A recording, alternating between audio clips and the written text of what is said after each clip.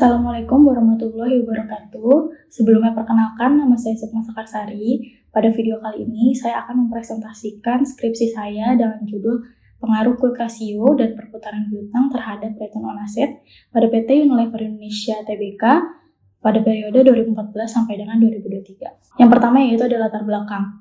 Perkembangan pesat teknologi dan proses globalisasi telah menciptakan lingkungan bisnis yang kompetitif di Indonesia. Dalam konteks ini, perusahaan dituntut untuk mengimplementasikan strategi manajemen keuangan yang efektif guna mencapai kinerja finansial yang optimal.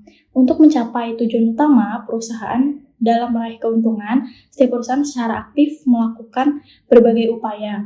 Dalam penelitian ini, peneliti akan meneliti apakah rasio dan juga perputaran piutang dapat berpengaruh terhadap return on asset pada PT Unilever Indonesia Tbk pada periode 2014 sampai dengan 2023. Selanjutnya yaitu ada latar belakang. Berikut ini terdapat hasil perhitungan dari quick ratio, perputaran piutang, dan juga return on asset pada PT Unilever Indonesia Tbk tahun 2014 sampai 2023. Dapat dilihat pada tahun 2018 pada quick ratio memiliki nilai paling tinggi yaitu 0,508. Sedangkan untuk rasio memiliki nilai terendah yaitu pada tahun 2023. Sedangkan untuk perputaran piutang memiliki nilai paling tinggi yaitu pada tahun 2014 dengan nilai 12,503 dan memiliki nilai terendah pada tahun 2021 yaitu 8,061. Namun pada tahun 2022 serta tahun 2023 perputaran mempunyai kenaikan yaitu sebesar 9,766 dan pada tahun 2023 sebesar 12,321. Kemudian selanjutnya yaitu ada return on asset. Pada return on asset memiliki nilai paling tinggi yaitu pada tahun 2018 dengan nilai 46,660%. Sedangkan untuk nilai paling terendahnya yaitu pada tahun 2023 sebesar 28,810%. Berdasarkan tabel tersebut dapat dilihat bahwa quick ratio dan return on asset memiliki nilai yang menurun dari 2018 sampai dengan 2023. Sedangkan untuk perputaran piutang mengalami penurunan dari 2014 sampai dengan 2021, kemudian naik kembali pada tahun 2022 dan juga 2023. Berdasarkan latar belakang tersebut, penelitian ini akan dilakukan dengan tujuan untuk mengetahui pengaruh quick ratio dan perputaran piutang terhadap return on asset pada PT Unilever Indonesia Tbk periode 2014 sampai dengan 2023. Dengan harapan penelitian ini akan memberikan gambaran mengenai hubungan antara ketiga variabel tersebut. Selanjutnya yaitu ada rumusan masalah. Berdasarkan latar belakang yang sudah disebutkan sebelumnya, maka rumusan masalah dalam penelitian ini adalah sebagai berikut. Yang pertama yaitu apakah quick ratio berpengaruh signifikan terhadap return on asset pada PT Unilever Indonesia Tbk. Yang kedua yaitu apakah perputaran piutang berpengaruh signifikan terhadap return on asset pada PT Unilever Indonesia Tbk. Dan yang ketiga yaitu apakah quick ratio dan perputaran piutang berpengaruh secara simultan terhadap return on asset pada PT Unilever Indonesia Tbk. Selanjutnya yaitu ada tujuan penelitian. Berdasarkan perumusan masalah di atas, tujuan yang hendak dicapai dalam penelitian ini adalah untuk mengetahui apakah quick ratio berpengaruh signifikan terhadap return on asset. Yang kedua yaitu untuk mengetahui apakah perputaran piutang berpengaruh signifikan terhadap return on asset. Yang ketiga yaitu untuk mengetahui apakah quick ratio dan perputaran piutang berpengaruh signifikan terhadap return on asset pada PT Unilever Indonesia. Selanjutnya yaitu ada tinjauan pustaka. Yang pertama yaitu ada quick ratio. Quick ratio merupakan salah satu rasio cepat yang digunakan untuk mengukur kemampuan perusahaan dalam memenuhi kewajiban jangka pendeknya menggunakan aset lancar yang paling likuid tanpa menjual persediaan yang dimiliki oleh perusahaan. Yang kedua yaitu ada perputaran piutang. Perputaran piutang merupakan rasio yang digunakan untuk mengukur berapa lama penagihan piutang selama satu periode atau berapa kali dana yang ditanam dalam piutang ini berputar dalam satu periode. Kemudian yang ketiga yaitu untuk return on asset sendiri yaitu rasio yang digunakan untuk mengukur kemampuan perusahaan dengan menggunakan seluruh aktiva yang dimiliki untuk menghasilkan laba setelah pajak. Kemudian selanjutnya ada kerangka berpikir dan pengembangan hipotesis. Untuk pengembangan hipotesis, untuk HA1 diduga terdapat pengaruh yang signifikan terhadap quick ratio terhadap return on asset pada PT Unilever Indonesia Tbk. Kemudian ada HO1 diduga tidak terdapat pengaruh yang signifikan antara quick ratio dan juga return on asset pada PT Unilever Indonesia Tbk. Kemudian yaitu ada HA2 diduga terdapat pengaruh yang signifikan antara perputaran piutang terhadap return on asset pada PT Unilever Indonesia. HO2 diduga tidak terdapat pengaruh yang signifikan antara perputaran piutang dan return on asset pada PT Unilever Indonesia. Kemudian ada HA3 diduga terdapat pengaruh yang signifikan antara quick ratio dan perputaran piutang terhadap return on asset pada PT Unilever Indonesia. Kemudian ada HO3 diduga tidak terdapat pengaruh yang signifikan antara quick ratio dan perputaran piutang terhadap return on asset pada PT Unilever Indonesia. Selanjutnya yaitu ada jenis penelitian. Penelitian ini menggunakan penelitian kuantitatif dengan cara mengumpulkan dan menganalisis data dalam bentuk angka.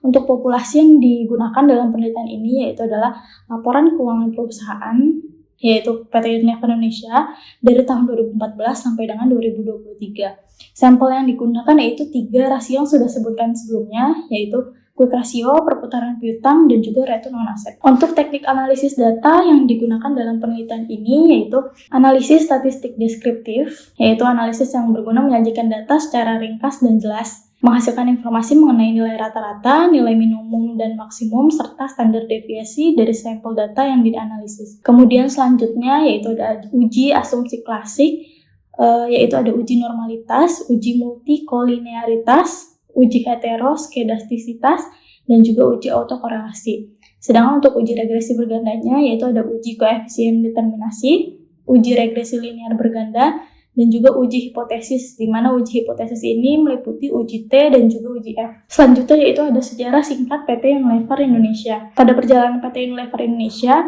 dimulai pada 5 Desember tahun 1933 dengan nama Levers The Fabricant N.V.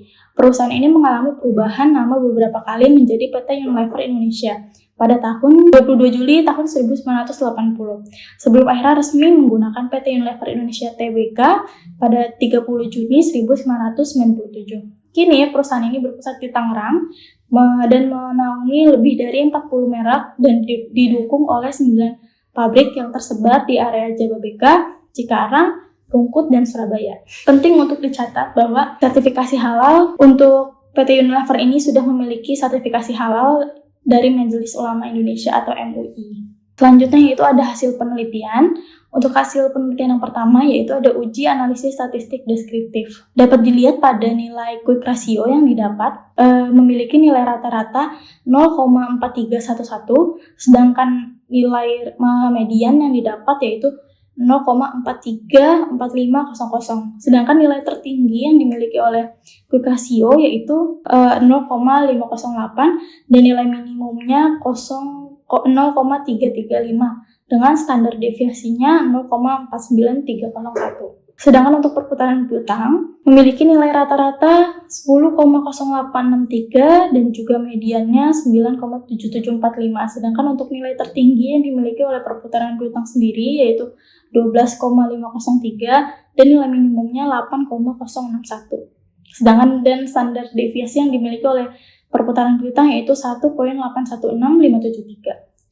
Selanjutnya yaitu ada ROA memiliki nilai rata-rata yaitu 0,3583, terus kemudian memiliki nilai median 0,364 dan memiliki nilai tertinggi yaitu 0,467 dan memiliki nilai minimum 0,288 serta standar deviasi 0,54847. Selanjutnya yaitu ada uji asumsi klasik, yaitu yang pertama ada uji normalitas, di mana uji normalitas tersebut memiliki nilai probabilitas sebesar 0,494188, di mana nilai tersebut lebih besar daripada nilai signifikan, yaitu 0,05, yang artinya data berdistribusi secara normal.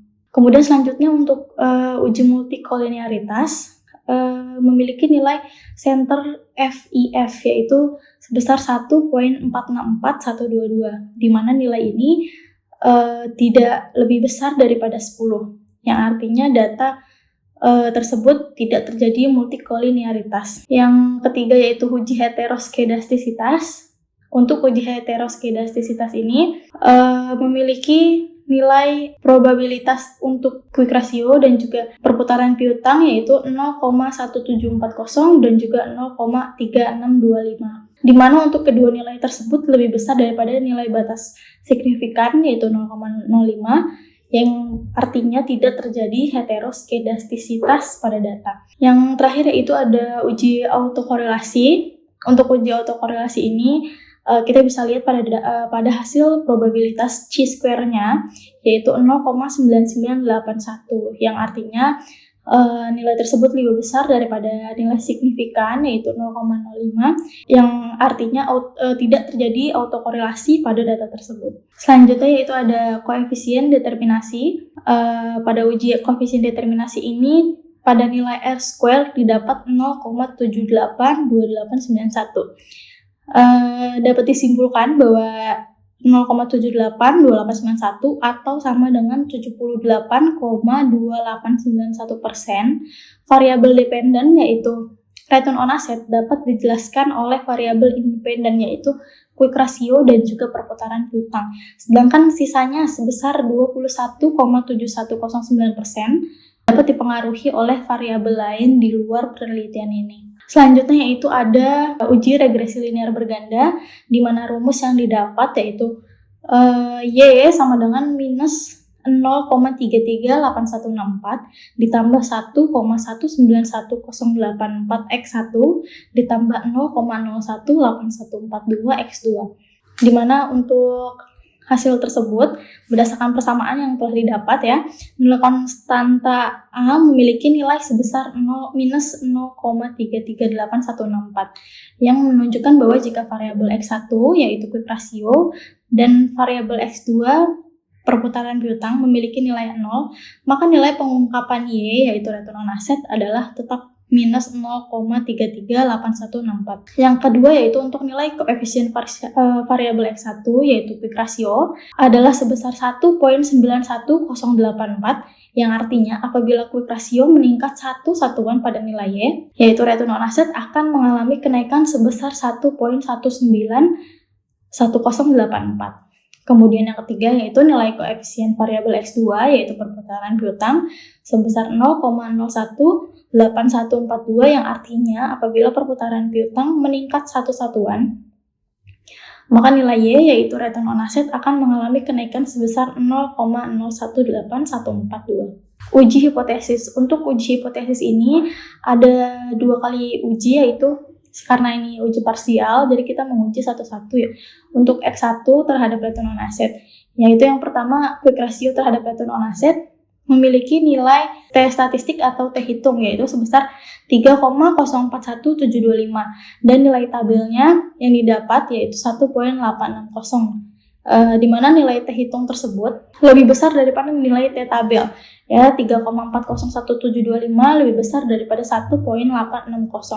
Sedangkan nilai signifikan yang diperoleh dalam penelitian ini yaitu 0,0160 di mana nilai tersebut kurang dari batas signifikan yaitu 0,05, maka dapat disimpulkan quick ratio secara parsial memiliki pengaruh yang signifikan terhadap return on asset. Yang kedua yaitu untuk uji T perputaran piutang terhadap return on asset memiliki nilai T statistik atau T hitung sebesar minus 0,005400 dan nilai tabel yang didapat yaitu 1,860 di mana nilai T hitung lebih kecil dari T tabel, sedangkan nilai signifikan yang diperoleh pada uji ini yaitu 0,9958 di mana nilai tersebut lebih besar daripada 0,05 yang artinya bahwa perputaran piutang tidak memiliki pengaruh yang signifikan terhadap return on asset. Selanjutnya yaitu ada uji F. Berdasarkan tabel tersebut didapat F statistik atau F hitung yaitu sebesar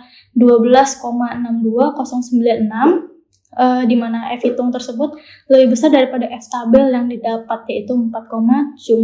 Sedangkan nilai probabilitasnya F statistik atau F-hitung ini yaitu sebesar 0,004768 yang dimana nilai tersebut kurang dari batas nilai signifikan yaitu 0,05 yang artinya secara simultan quick ratio dan juga perputaran piutang memiliki pengaruh yang signifikan terhadap return on asset. Kesimpulannya seperti yang sudah saya sebutkan tadi yaitu quick ratio secara parsial memiliki pengaruh yang signifikan terhadap return on asset pada PT Unilever Indonesia Tbk tahun 2014 sampai dengan 2023.